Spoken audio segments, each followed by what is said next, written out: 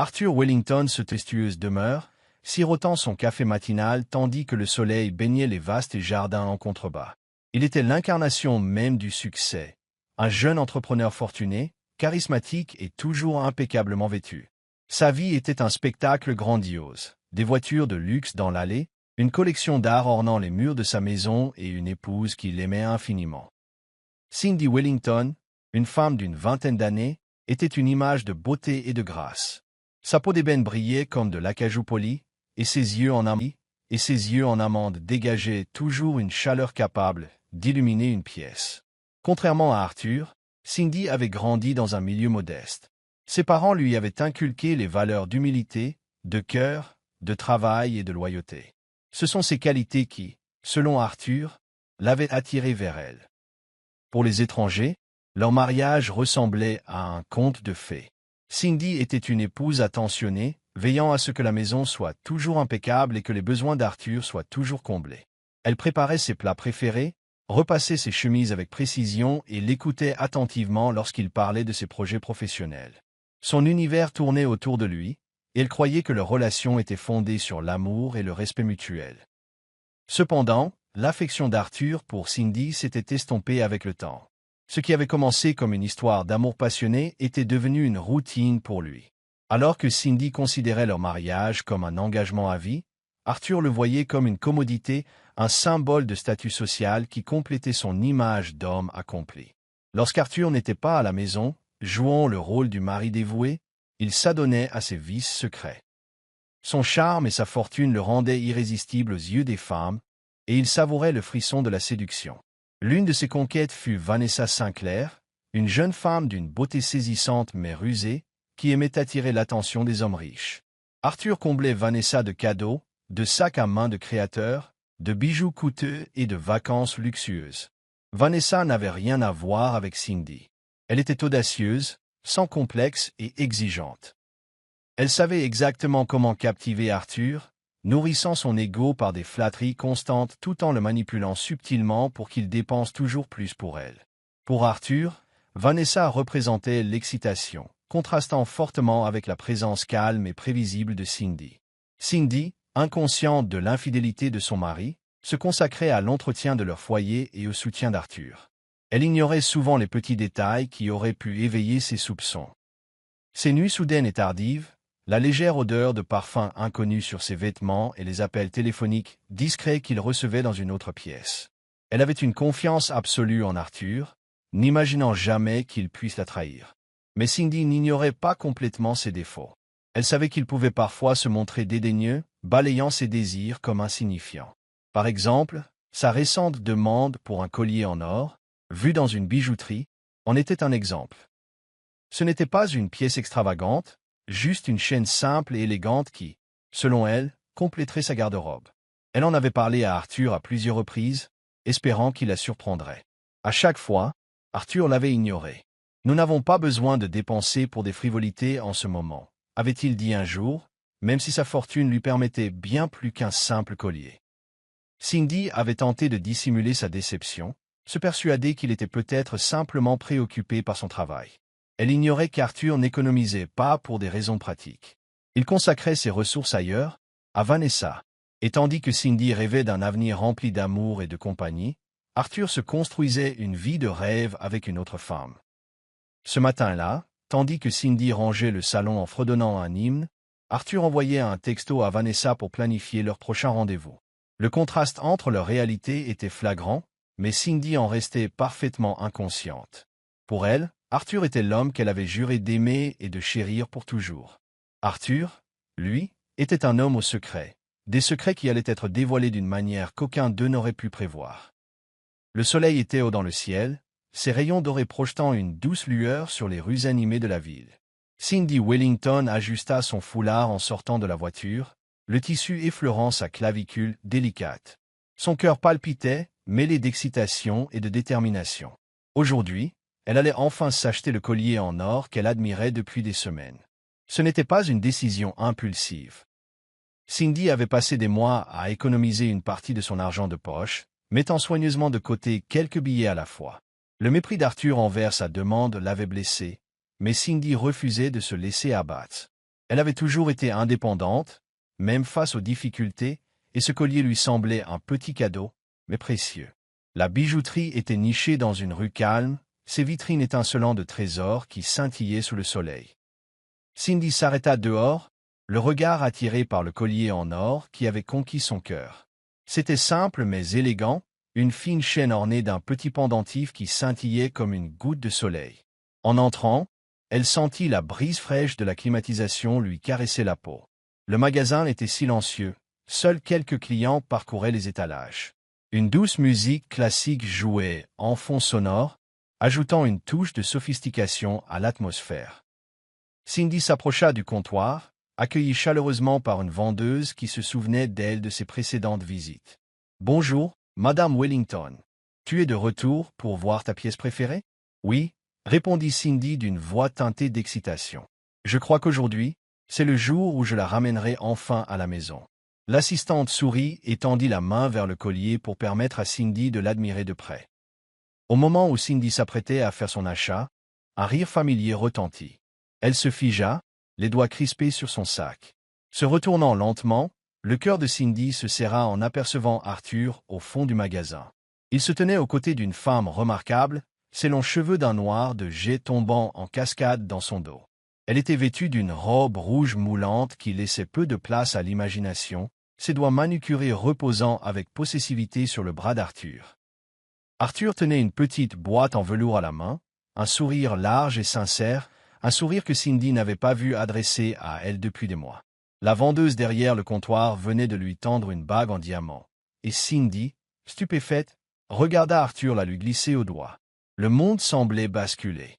L'esprit de Cindy s'emballait, cherchant un sens à ce qu'elle voyait. Était-ce réel? Était-ce son mari, l'homme qu'elle avait aimé et en qui elle avait eu confiance, qui achetait une bague pour une autre femme? La colère et la trahison la parcouraient. Elle prit une profonde inspiration, les jambes tremblantes, tandis qu'elle s'avançait vers eux. « Arthur, » dit-elle d'une voix aigre et ferme. Arthur se retourna, son sourire s'effaçant lorsque son regard croisa celui de Cindy.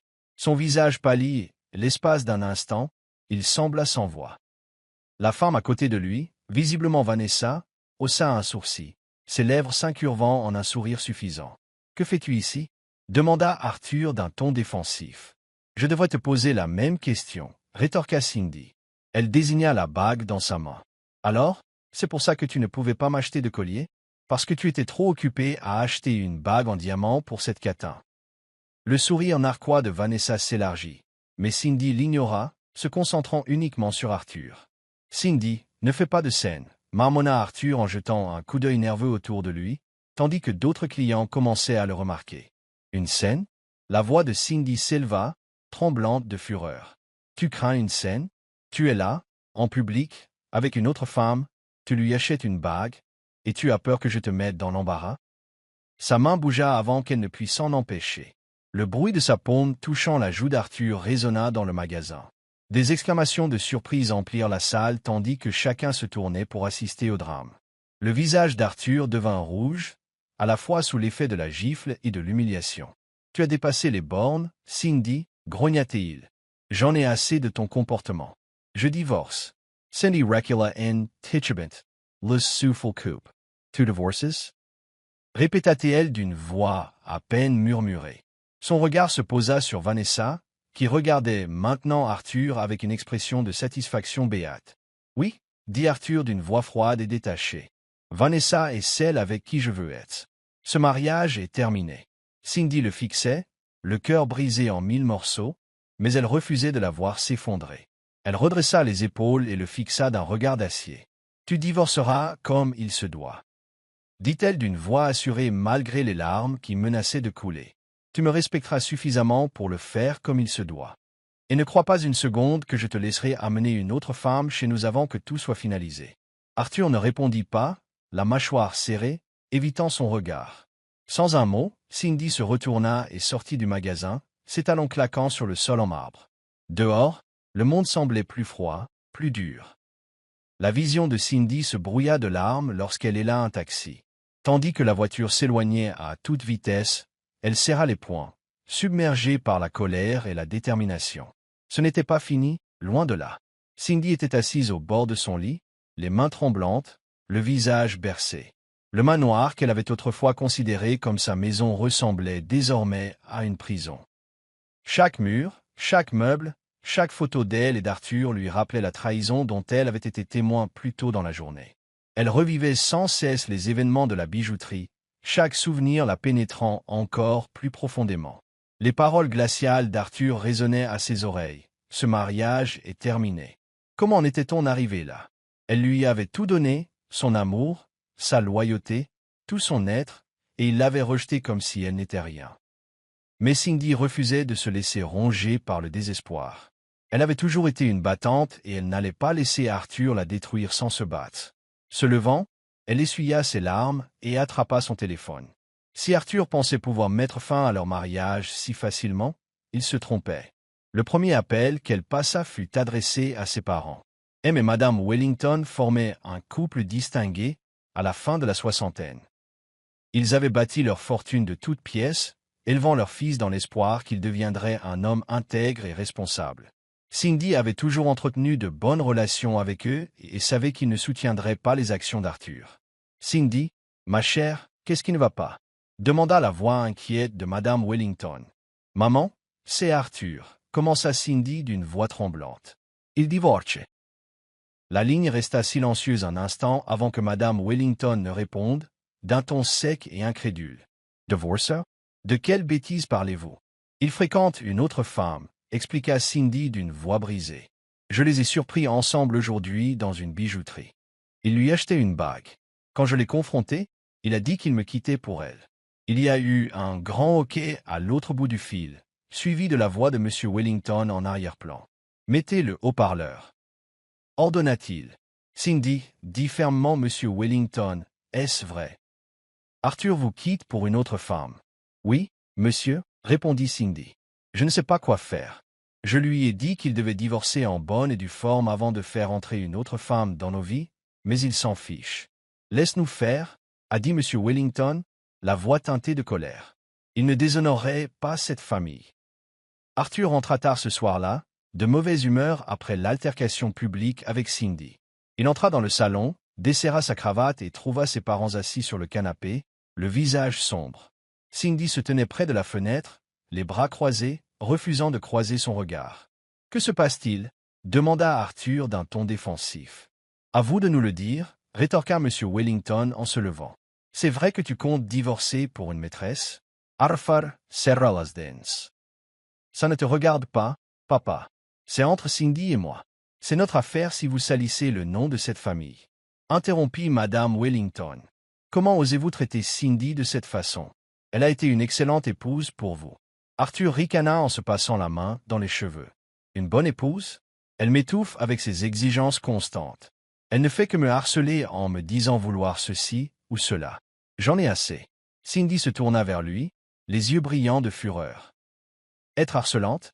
C'est ça que tu appelles demander à mon mari de me montrer l'amour et le respect que je mérite? Pendant que tu comblais ta maîtresse de cadeaux, j'étais là pour maintenir cette maison en bon état, te soutenir et faire des sacrifices pour ce mariage. Et c'est comme ça que tu me remercies? » Arthur ouvrit la bouche pour répondre, mais M. Wellington le coupa. « Ça suffit, rugit-il. Arthur, tu ne divorceras pas de Cindy. Cette famille ne cautionnera pas ton comportement honteux. Papa, avec tout le respect que je te dois, c'est ma vie, dit Arthur d'une voix ferme mais provocante. Je divorce de Cindy et tu ne peux rien faire pour m'en empêcher. » Le visage de Madame Wellington se décomposa et elle prit la main de Cindy. « S'il te plaît, Cindy, ne l'abandonne pas. Il s'est simplement égaré. » Mais Cindy secoua la tête d'une voix ferme. « Je ne me battrai pas pour quelqu'un qui ne veut pas de moi. Si Arthur veut divorcer, qu'il en soit ainsi. Mais je vous promets une chose, il regrettera cette décision toute sa vie. » Arthur leva les yeux au ciel, les effleurant en se dirigeant vers l'escalier. « Cette conversation est terminée, marmonna-t-il. » Alors que ses pas s'éloignaient, le silence retomba dans la pièce. Cindy se tenait droite, le cœur lourd, mais sa détermination inébranlable. Elle se tourna vers M et Madame Wellington. « J'apprécie ton soutien. » dit-elle doucement, « mais je ne peux pas rester dans un mariage où je ne suis pas respectée. Si Arthur veut partir, je ne l'en empêcherai pas, mais je veillerai à ce qu'il assume les conséquences de ses choix. Madame Wellington la serra fort dans ses bras, les larmes aux yeux. Tu as été comme une fille pour nous, Cindy. Quoi qu'il arrive, tu auras toujours ta place dans cette famille. Cindy sourit faiblement, les yeux brillants de larmes retenues. Merci, maman. Cela compte plus pour moi que tu ne le penses. Alors que les Wellington quittaient le manoir ce soir-là, Cindy se tenait sur le seuil, regardant leur voiture disparaître dans l'obscurité. Elle savait que le chemin à parcourir serait douloureux, mais elle était déterminée à trouver la force et à reconstruire sa vie. Arthur ignorait que ses actes le mèneraient bientôt à sa perte, et Cindy serait là pour en être témoin. Les semaines qui suivirent la confrontation au domaine de Wellington furent un tourbillon de formalités administratives, de bouleversements émotionnels et de ragots entre amis et famille. La nouvelle de la rupture entre Arthur et Cindy se répandit rapidement, ternissant l'image d'un couple autrefois parfait. Cindy, cependant, refusa de se cacher sous le poids de la honte. Elle était déterminée à quitter ce mariage la tête haute. Arthur était déterminé à obtenir le divorce. Il semblait désireux de rompre avec Cindy et de reprendre le cours de sa vie. Sa maîtresse, Vanessa, l'encourageait à chaque étape du processus. Elle rêvait d'un avenir glamour, rempli de luxe et d'excitation, promettant à Arthur qu'ils bâtiraient un empire ensemble. Laisse-la partir, roucoula Vanessa un soir, assis dans son appartement luxueux. Elle se laissa tomber sur ses genoux, ses doigts manucurés parcourant son torse. Tu n'as pas besoin d'elle. Je suis tout ce dont tu auras besoin. Arthur sourit en sirotant son verre de whisky. Tu as raison. Cindy me retenait. Avec toi, je peux enfin vivre la vie que je mérite. Vanessa l'embrassa, ses lèvres s'étirant en un sourire narquois. Exactement. Mais d'abord, tu dois régler ce divorce. Le plus tôt serait le mieux. Cindy, quant à elle, trouvait du réconfort dans le soutien indéfectible des parents d'Arthur et de son cercle d'amis proches. Malgré le chagrin, elle se concentra sur la reconstruction de sa vie. Un après-midi, alors qu'elle était assise dans le bureau de son avocat pour signer les derniers papiers du divorce, une vague d'émotion douce amère la submergea. « Ça y est » dit doucement Cindy en rendant les documents à son avocate. Son avocate, une femme aimable mais ferme nommée Madame Grant, acquiesça avec sympathie. « Je sais que c'est difficile, mais tu fais ce qu'il faut. Tu mérites mieux, Cindy. » Cindy sourit faiblement. « Merci.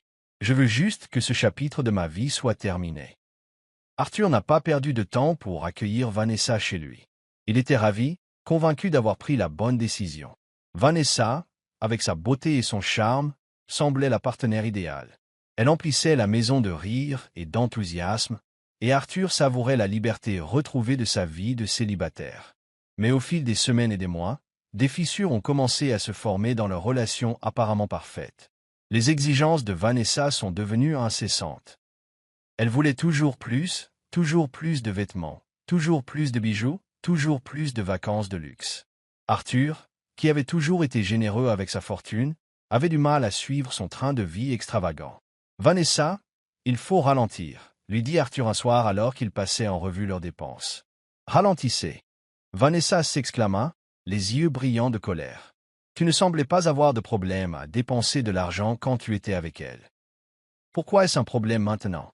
Arthur soupira en se massant les tempes. « Ce n'est pas si simple.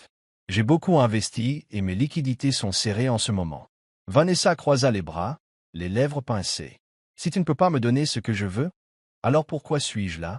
Arthur se figea, une pointe de peur le poignardant dans la poitrine. Il avait tout sacrifié pour Vanessa, son mariage, sa réputation, sa dignité.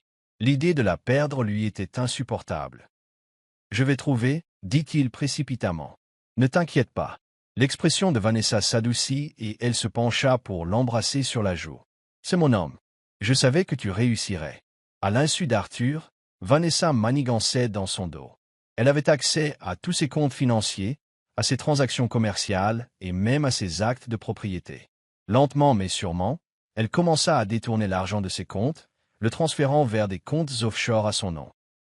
Arthur, trop aveuglé par son engouement, ne remarqua pas les signaux d'alarme. Ce n'est que lorsque son comptable l'appela un matin pour lui annoncer une nouvelle alarmante qu'il commença à prendre conscience de la réalité de sa situation. « Monsieur Wellington, y crains. Qu'il y ait eu une activité, » dit le comptable avec prudence. Arthur fronça les sourcils et se renversa dans son fauteuil. Que voulez-vous dire?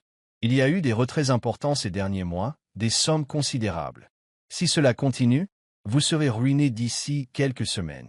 Looker dit Arthur S.E. Sarah. C'est impossible. Je n'ai autorisé aucun retrait. Le comptable a hésité avant de répondre. Il semble que les transactions aient été effectuées avec vos identifiants. Vous devriez peut-être vous renseigner. Quand Arthur a confronté Vanessa plus tard dans la soirée, sa réaction n'était pas celle à laquelle il s'attendait. « Vanessa, où est l'argent » demanda-t-il, la voix tremblante de colère. Vanessa rit d'un ton moqueur. « Quel argent, Arthur ?»« L'argent de mes comptes, les propriétés. Ne joue pas avec moi. » Les yeux de Vanessa pétillaient d'amusement. « Oh, Arthur, tu croyais vraiment que j'étais là par amour? Tu es tellement naïf. » Le monde d'Arthur s'écroula autour de lui tandis que les mots de Vanessa s'imprégnaient. Elle fit ses valises ce soir-là, le laissant avec rien d'autre qu'un compte en banque vide et le cœur brisé.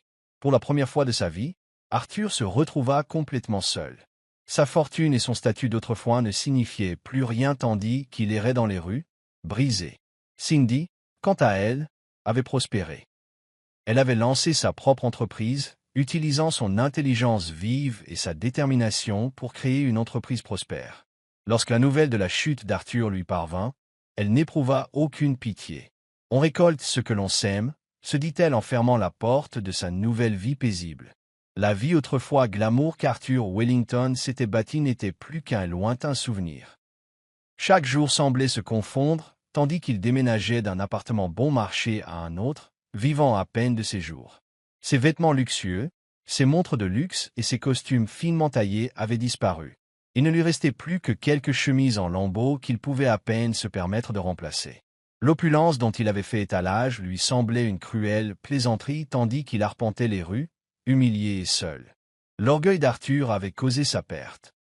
Il avait été aveuglé par son obsession pour la vanité et la poursuite de plaisirs éphémères. Il avait laissé tomber la femme qu'il avait vraiment aimée, Cindy, pour une liaison superficielle avec Vanessa, pensant qu'elle était la solution à tous ses problèmes. Mais maintenant, Vanessa avait disparu, tout comme l'argent qu'il avait jadis gaspillé sans compter. C'était un mardi pluvieux lorsqu'Arthur se retrouva enfin devant son ancien manoir. La maison qui avait autrefois représenté tout ce qu'il pensait désirer, statut, pouvoir, luxe, était désormais silencieuse, ses fenêtres sombres et vides. Il n'était pas revenu depuis le divorce, et pourtant, les souvenirs le submergeaient. Il se souvenait du temps où Cindy s'asseyait dans le jardin, entourée de fleurs, et riait avec lui. Elle était toujours si gentille, si authentique, et toujours là pour lui, quoi qu'il arrive. Mais il l'avait prise pour acquise, pensant qu'elle serait toujours là. « Cindy, qu'ai-je fait » murmura Arthur, fixant le manoir avec nostalgie. Le souvenir de la gifle qu'elle lui avait donnée à la bijouterie résonna dans son esprit. La colère brute dans ses yeux, la finalité dans sa voix. « Tu n'es rien sans moi, Arthur.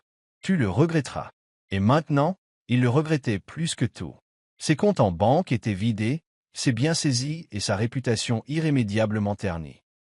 Vanessa l'avait pris pour un imbécile, et maintenant elle savourait le fruit de son travail, probablement avec un autre homme, quelque part au loin. Il n'avait plus rien. La sonnerie du téléphone tira Arthur de ses pensées. C'était son avocat, Maître Clark. Il ne lui avait pas parlé depuis des semaines et se demandait à quoi pouvait bien vouloir répondre cet appel. « Arthur, ce sont de mauvaises nouvelles. » La voix de M. Clark grésillait au bout du fil. « Vanessa a vendu vos biens. Elle a utilisé votre identité pour tout transférer à son nom. Si ça continue, vous n'aurez plus rien à sauver. » Arthur sentit ses genoux faiblir. Quoi? Comment a-t-elle pu? On dirait qu'elle avait tout prévu depuis le début, poursuivit l'avocat, la voix teintée de frustration. J'ai fait tout ce que j'ai pu, mais on ne peut plus rien faire maintenant. Tu aurais dû voir les signes avant-coureurs plus tôt. Arthur frappa le mur du poing de colère.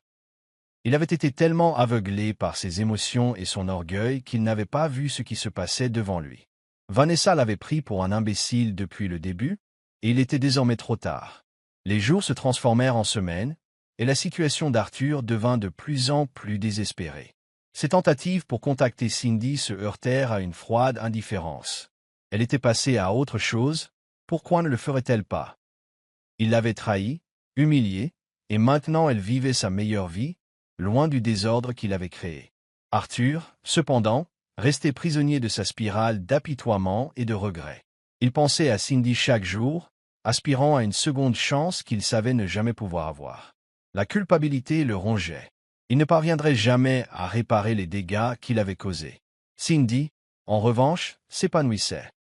Son entreprise prospérait et elle s'était entourée d'un réseau familial et amical qui la soutenait. Arthur n'avait plus sa place dans sa vie.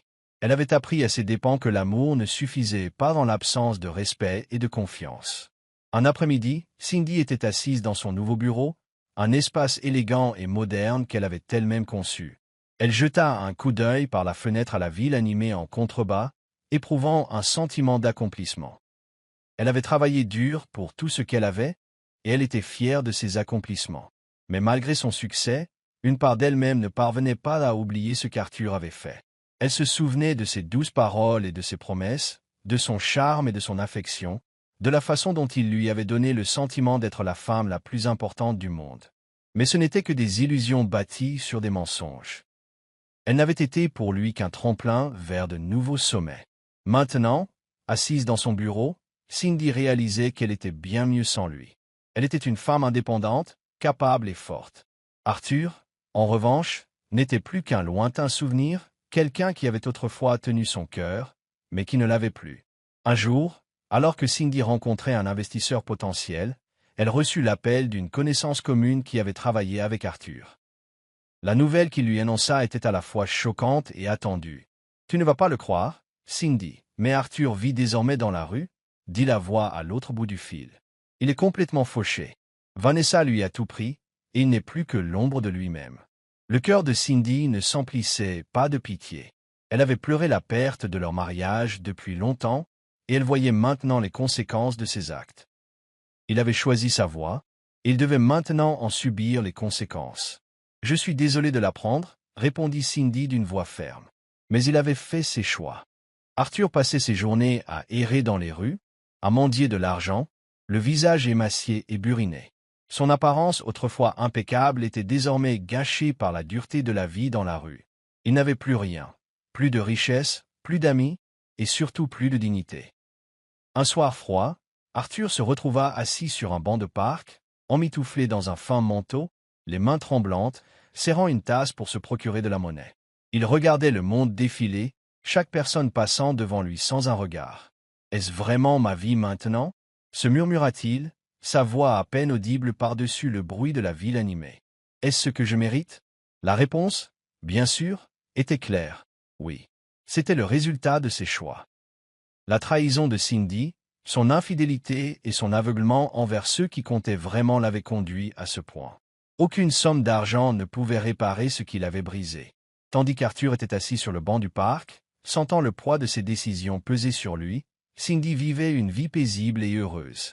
Elle avait trouvé le bonheur, non pas auprès de l'homme qu'elle avait aimé, mais en elle-même, et elle ne regretterait jamais. Arthur Wellington n'aurait jamais imaginé que sa vie en arriverait là, assis sur un banc froid, avec rien d'autre que ses souvenirs et quelques pièces de monnaie. Chaque fois qu'il fermait les yeux, il revoyait Cindy, son visage aussi beau qu'au jour de leur rencontre. Son rire résonnait encore dans son esprit, et l'attention qu'elle avait portée à lui, inconditionnellement, était quelque chose qu'il ne pourrait jamais remplacer. Pourtant, il avait tout laissé filer pour les fausses promesses d'une femme qui ne le respectait pas, Vanessa. Sa vie s'était effondrée, morceau par morceau, et plus il tentait de la reconstituer, plus elle lui échappait. Son orgueil, son arrogance et son aveuglement face à l'essentiel l'avaient conduit là. Autrefois homme de pouvoir, influent, admiré de tous, il n'était plus qu'un anonyme parmi tant d'autres dans la rue. Les jours s'écoulaient dans un brouillard d'épuisement et d'humiliation. Arthur se retrouva à vivre dans les quartiers les plus pauvres de la ville, cherchant refuge dans les ruelles, tentant d'échapper au froid qui semblait le ronger jusqu'aux os. Il essaya de renouer avec de vieux amis, d'anciens collègues et même de la famille éloignée, mais personne ne le rejoignit. Ses appels téléphoniques restaient ignorés et ses courriels sans réponse. C'était comme s'ils n'avaient jamais existé dans leur vie. Un après-midi, assis dans un café délabré, savourant une tasse de café noir refroidi depuis longtemps, Arthur entendit une conversation qui plongea son cœur dans un désespoir encore plus profond. « J'ai entendu dire qu'Arthur Wellington avait tout perdu. » Sa maîtresse s'est enfuie avec tout son argent. On dit qu'il vit dans la rue maintenant. Un homme dit à son ami, la voix emplie d'un mélange de sympathie et de jugement. Le visage d'Arthur rougit de honte, mais il n'osa pas se retourner. Il savait que c'était vrai. Chaque mot. La vérité lui faisait mal, mais c'était sa réalité. Vanessa lui avait tout volé, sa richesse, ses biens, et surtout, sa dignité. Il n'était plus qu'un exemple pour les autres. Un homme qui avait tout, mais qui avait tout perdu par sa propre stupidité. Pendant ce temps, Cindy s'épanouissait. Elle avait laissé le passé derrière elle et s'était concentrée sur sa carrière et son épanouissement personnel. Elle s'était entourée de personnes positives, avait noué des relations enrichissantes et avait même créé sa propre association caritative pour aider les personnes dans le besoin. Malgré la trahison de son ex-mari, elle était en paix avec ses décisions. Elle n'avait jamais été aussi heureuse et sa confiance en elle grandissait de jour en jour. Un soir, alors que Cindy animait un gala de charité, elle reçut un appel inattendu. C'était de sa mère, et Cindy perçut l'inquiétude dans sa voix. « Cindy, as-tu entendu parler d'Arthur ? J'ai entendu dire qu'il était dans un état lamentable, » dit sa mère. « Il vit dans la rue, paraît-il. » Le cœur de Cindy se serra, mais elle ne laissa rien paraître. Elle avait depuis longtemps fermé la porte au nez d'Arthur, et elle n'allait pas la rouvrir maintenant. Après tout ce qu'il avait fait, elle savait qu'il devrait assumer les conséquences de ses actes. Elle ne serait pas son sauveur, il n'avait jamais été le sien. « Je sais, maman, mais il a fait ses choix. Je ne vais pas avoir pitié de lui, » répondit Cindy d'une voix ferme. « Je suis mieux sans lui. » Sa mère soupira. « Je comprends, Macri. Je pensais juste que tu devrais le savoir. » Cindy raccrocha, mais elle ne put s'empêcher de repenser à ce que sa mère avait dit. Une pointe de culpabilité lui traversa l'esprit, une petite voix lui murmurait qu'elle devait l'aider.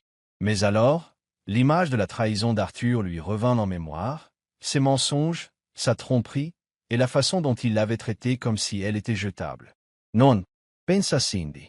Je suis mieux sans lui. » Arthur avait entendu des rumeurs sur le succès de Cindy, sur la façon dont elle avait construit sa vie sans lui. Mais tout cela n'avait plus d'importance. La femme qu'il avait aimée inconditionnellement, celle qui avait été son ancre contre vent et marée, était passée à autre chose. Et il ne pouvait pas la blâmer. Pendant des semaines, Arthur avait vécu dans le déni, pensant que quelqu'un viendrait à son secours. Mais personne ne l'avait fait. Plus personne ne reconnaissait son existence. Il n'était plus qu'un fantôme, oublié du monde qu'il avait autrefois gouverné. Assis dans les rues froides, il réalisa l'ampleur de sa chute. La richesse qu'il convoitait autrefois, les relations qu'il avait détruites et la réputation qu'il s'était bâtie, tout cela avait disparu. Et le pire, c'était que c'était de sa faute. Il avait laissé son ego et ses désirs l'aveugler sur l'essentiel.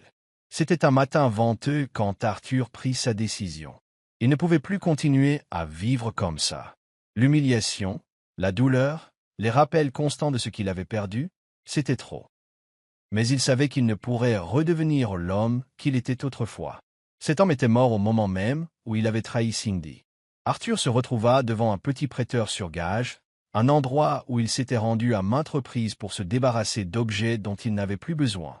Cette fois, cependant, il ne vendait ni une montre ni une bague. Il vendait tout ce qui lui restait, sa fierté, sa vanité, ses rêves. Il entra et s'approcha du comptoir, où un homme âgé le regarda avec un mélange de curiosité et de scepticisme. « Puis-je t'aider, mon fils ?» demanda l'homme. Arthur baissa les yeux vers la veste usée qu'il portait, le dernier bien de valeur qui lui restait. « J'ai besoin d'argent, » dit-il simplement. « Il faut que je vende ça. » L'homme regarda la veste, puis leva les yeux vers le visage hagard d'Arthur. « Qu'est-ce qui t'est arrivé, gamin? Tu avais l'air de quelqu'un qui avait tout. » Arthur força un sourire. « Moi, oui, j'avais tout, mais j'ai perdu la tête. » L'expression de l'homme s'adoucit, mais il n'insista pas davantage. « Tu en auras un bon prix, » dit-il en prenant la veste des mains d'Arthur. Alors que le vieil homme lui tendait quelques billets en échange de son dernier bien, Arthur sentit un étrange vide l'envahir. Ce n'était pas le vide de ne rien avoir. Il s'y était habitué. C'était le vide de savoir qu'il n'avait plus personne à blâmer, sauf lui-même. Il sortit du prêteur sur gage et resta dans la rue, regardant le monde passer. Les gens étaient occupés, concentrés sur leur vie, leurs ambitions, leurs rêves. Et voilà qu'il était là, lui qui avait autrefois régné sur le monde, réduit à l'état de simple silhouette sur le trottoir. Mais une lueur de lucidité illuminait son esprit. Il avait atteint le point le plus bas de sa vie, et il n'y avait plus de retour en arrière possible. Il avait coupé tous les ponts, détruit toutes les relations et perdu la femme qu'il avait aimée le plus. Arthur Wellington n'était plus qu'un homme, sans rien d'autre que des regrets. Des mois s'étaient écoulés depuis qu'Arthur Wellington avait touché le fond, et bien qu'il vivait toujours dans la rue, quelque chose en lui avait changé. Ces jours d'indulgence et d'arrogance irréfléchie étaient derrière lui, remplacés par un désir insatiable de rédemption. La douleur d'avoir tout perdu, y compris Cindy, avait profondément blessé son âme. Pourtant, ces blessures, aussi douloureuses fussent-elles, semblaient guérir lentement, non pas parce que sa vie s'améliorait, mais parce qu'il commençait à comprendre le véritable prix de ses actes. Par un matin froid, alors qu'Arthur était assis sur le même banc où il avait passé tant de nuits blanches, il aperçut un visage familier, une femme qui passait devant lui de temps en temps, sans jamais vraiment le remarquer. Elle s'appelait Clara. Elle était bénévole dans un refuge local et aidait ceux qui n'avaient nulle part où aller. Son sourire chaleureux et sa douceur contrastaient fortement avec le monde froid dans lequel Arthur avait vécu. Ce jour-là, pour une raison inconnue, Clara s'arrêta et le regarda, non pas avec son indifférence habituelle, mais avec une certaine reconnaissance. Elle l'avait déjà vu ici, mais ce jour-là, elle ne passa pas à côté. Au lieu de cela, elle fit un pas prudent vers lui. Et, dit Clara doucement, d'une voix presque hésitante. « Ça va. » Arthur, surpris par la gentillesse dans sa voix, la fixa un instant. Depuis longtemps, personne ne lui avait posé cette question, et elle lui semblait étrangère, comme si elle lui était étrangère. « Je m'en sors, » dit-il d'une voix rauque à force de ne plus l'utiliser. « Merci de la question. Clara sourit doucement. Tu n'as pas l'air de t'en sortir. Si tu as besoin d'un repas chaud ou de parler à quelqu'un, je travaille dans un refuge à proximité. » Arthur hocha la tête, la brève lueur d'espoir vacillant dans sa poitrine tandis qu'il la regardait s'éloigner. Sa gentillesse, bien que minime, signifiait plus pour lui que les mots ne pouvaient l'exprimer. Il n'était plus habitué à ce qu'on lui tende la main, et cette simple proposition le fit se demander s'il avait encore une chance de reconstruire. Au moins, de reconstruire quelque chose qui vaille la peine. Ce soir-là, Arthur se retrouva devant le refuge où travaillait Clara. Il n'avait pas pu effacer de sa mémoire le souvenir de son sourire et de sa sincère proposition d'aide. Quelque chose en lui avait de nouveau changé. Les jours d'apitoiement sur lui-même et de regret l'avaient conduit ici, au seuil de quelque chose auquel il s'était refusé à croire depuis des mois, l'espoir. En entrant dans le refuge, il fut accueilli par Clara, qui le conduisit à une table où un repas chaud était servi. La nourriture était simple, mais Arthur ne put s'empêcher de savourer chaque bouchée. Ce n'était pas seulement la nourriture, c'était le réconfort, le sentiment d'être pris en charge, quelque chose qu'il n'avait pas ressenti depuis si longtemps. « Tu n'es pas seul, tu sais, » dit Clara au bout d'un moment, en s'asseyant en face de lui. « Beaucoup de gens ici ont traversé des moments difficiles. Ils ont fait des erreurs, tout comme toi. » Arthur baissa les yeux sur ses mains, encore usées par des jours de lutte, et hocha la tête. « J'ai fait beaucoup d'erreurs, blessé beaucoup de gens que je n'aurais pas dû. » Il marqua une pause. « J'ai perdu ma femme. J'ai détruit ma vie. » Clara l'observa d'un air compréhensif. « Il n'est pas trop tard pour prendre un nouveau départ. Tout le monde mérite une seconde chance, même toi. » Arthur croisa son regard, ses paroles résonnant à ses oreilles. C'était la première fois qu'on lui disait qu'il n'était pas irrécupérable. Pour la première fois depuis longtemps, il osait espérer. Au cours des semaines suivantes, Arthur continua de fréquenter le refuge, gagnant peu à peu la confiance de Clara. Elle l'avait encouragé à consulter un thérapeute, ce à quoi il avait d'abord résisté, mais qu'il avait finalement accepté. Grâce aux séances, Arthur commença à démêler les schémas de son comportement destructeur, les reliant à ses profondes insécurités, à son besoin de validation et à son incapacité à valoriser véritablement ceux qu'il aimait. Il commença à apprendre la dure leçon. Le changement ne venait pas de l'évitement de l'ado. Il venait de comprendre et d'en tirer des leçons. En surmontant les ténèbres qui avaient obscurci sa vie pendant si longtemps, il réalisa que la personne qu'il avait été n'était pas celle qu'il voulait être. Il avait le pouvoir de se redéfinir, non pas grâce à la richesse qu'il avait perdue, mais par ses actions, son intégrité et sa capacité à prendre soin des autres. Un soir, Alors qu'Arthur était assis sur les marches du refuge, Clara s'approcha de lui avec un doux sourire. « Je suis contente de voir que tu passes plus souvent, dit-elle. Je crois que tu commences à comprendre ce que signifie revivre, soupira Arthur, un sourire doux amer tirant ses lèvres. J'aimerais pouvoir revenir en arrière et défaire tout ce que j'ai fait, surtout à Cindy. Je ne la méritais pas. Je n'ai jamais réalisé ce que j'avais jusqu'à ce que je le perde. Clara était assise à côté de lui. On ne peut pas changer le passé, mais on peut faire en sorte que l'avenir soit différent. Un pas à la fois, Arthur. Arthur leva les yeux vers le ciel. Les étoiles commençaient à scintiller faiblement au loin. Je vais peut-être commencer par lui tendre la main. Je m'excuse pour tout. Je sais qu'elle ne reviendra jamais, mais je lui dois bien ça. Clara hocha la tête. C'est un bon début. Et qui sait, peut-être que ton parcours pour devenir l'homme que tu veux être inspirera d'autres personnes. Arthur sourit à ces paroles, sentant une nouvelle raison d'être naître en lui. Pour la première fois, il ne se contentait pas de survivre.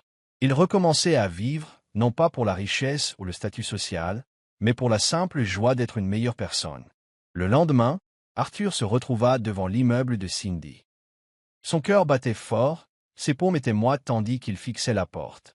Il ne l'avait pas vue depuis des mois. Que lui dirait-il? Pourrait-il seulement lui demander pardon?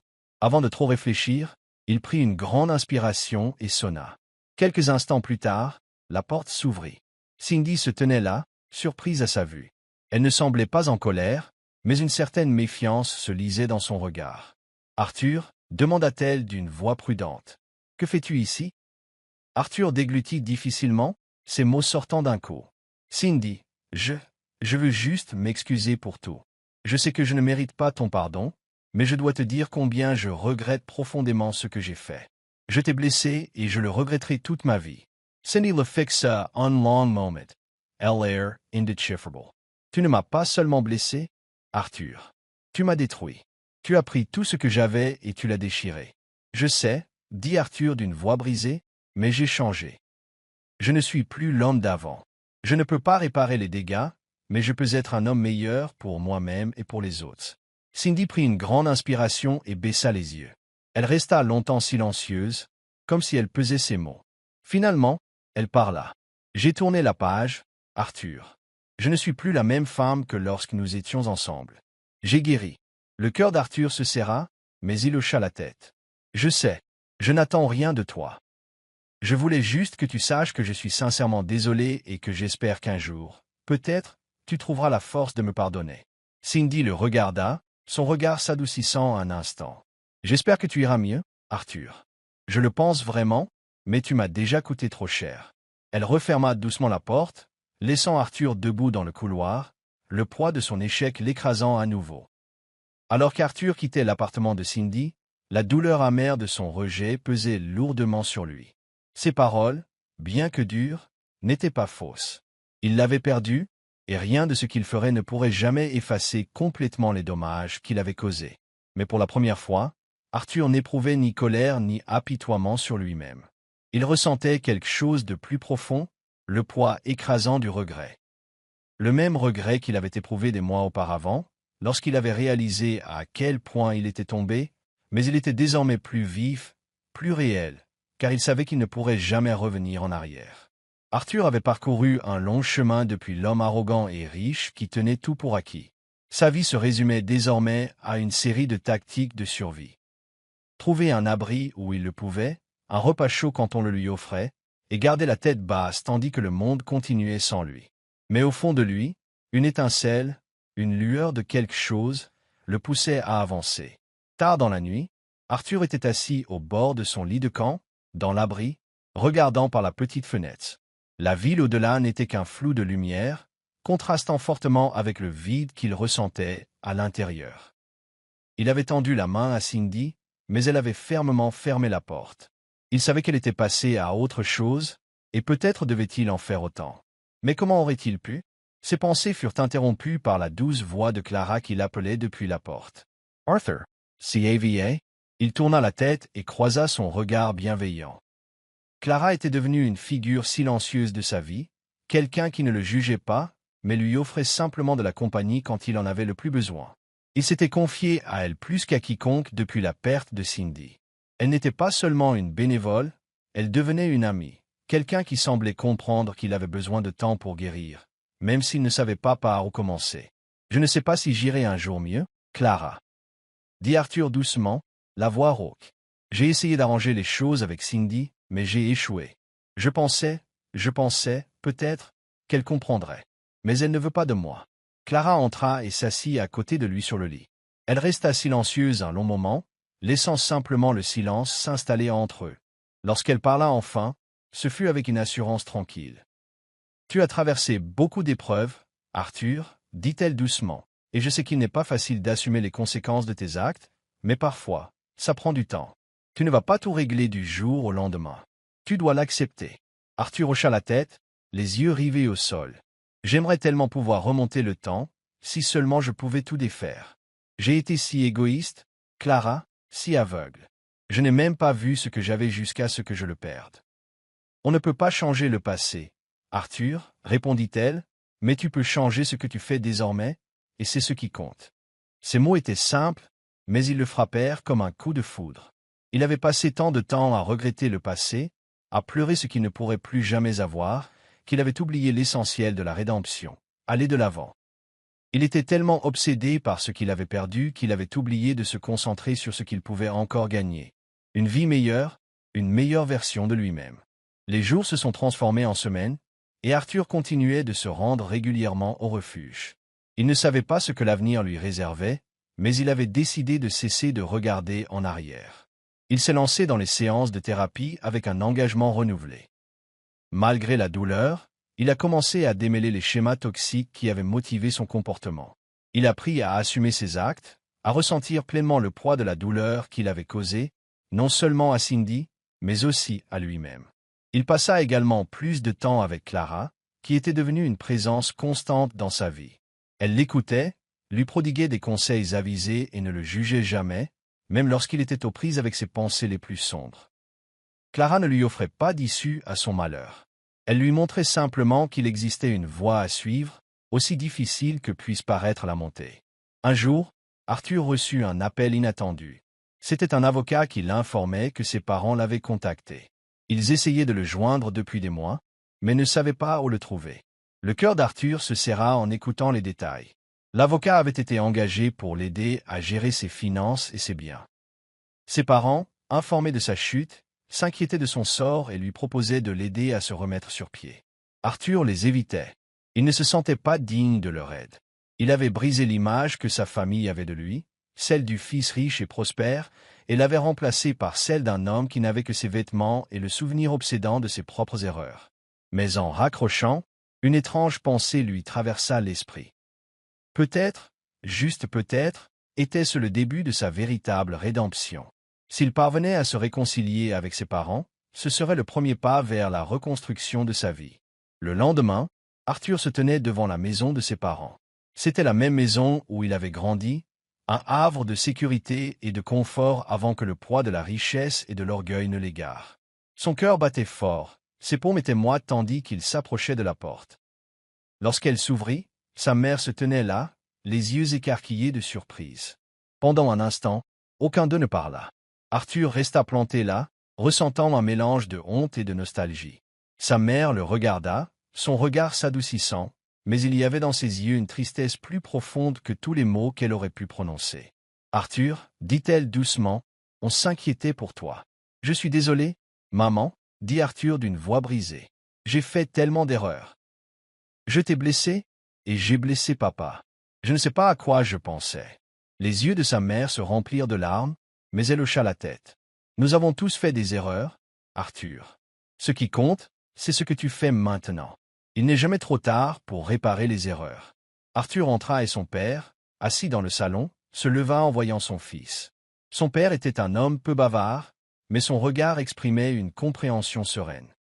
Il n'y avait ni colère, ni reproche, seulement une reconnaissance silencieuse que son fils essayait, peut-être pour la première fois, de se racheter.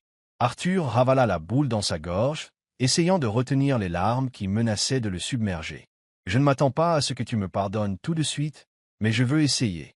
Je veux reconstruire ce que j'ai brisé. » Son père ne répondit pas, mais la ferme prise qu'il posa sur l'épaule d'Arthur en dit long.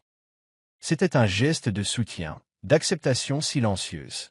La route était longue, mais Arthur ressentait quelque chose qu'il n'avait pas ressenti depuis longtemps. Un sentiment d'appartenance, une lueur d'espoir que peut-être, juste peut-être, les choses pourraient s'améliorer. Plus tard dans la nuit, alors qu'Arthur était allongé dans son lit au refuge, il repensa à Cindy.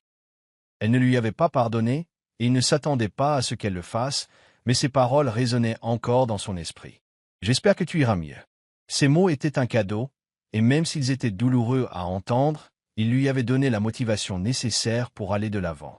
Arthur ne savait pas s'il parviendrait un jour à reconquérir Cindy, mais il savait qu'il ne pouvait plus vivre dans le passé. Son voyage ne faisait que commencer, et pour la première fois depuis des mois, il était convaincu d'être sur la bonne voie. Salut les amis. Merci beaucoup d'avoir regardé jusqu'au bout. N'oubliez pas d'aimer, de commenter et de vous abonner. À bientôt.